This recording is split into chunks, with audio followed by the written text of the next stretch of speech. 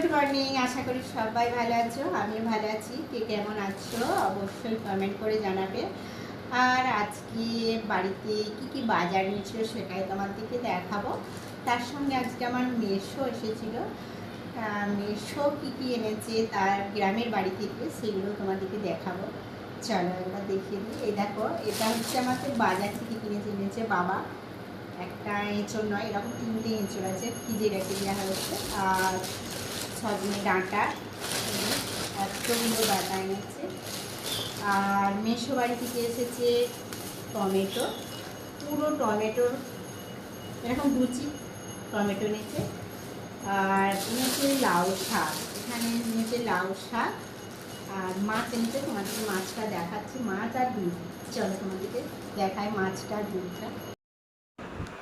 এই দুধটা নিয়ে আসা হয়েছে, এটা দেখি রাত্রেবেলা খাওয়া হবে। মাসি বাড়ি থেকে এই মাছগুলো আনা হয়েছে, মানে মেসোমশাই নিয়ে এসেছে। আর আমার মাসি বাড়ি যেহেতু গ্রামে, আর মাসিদের অনেক পুকুর আছে, মাঝে সাঝে এরকম মাছ ধরে। আসতে বলে, নিয়ে যেতে বলে, কিন্তু সব সময় যাওয়া হয়নি। আজকেও বলেছিল যেতে, কিন্তু কারো সময় হয়নি, সেই জন্য মেসো নিজেই এসেছে দিতে। আর দেখো, কিছু মাছ কাটা আছে আর কিছু গোটা রয়েছে।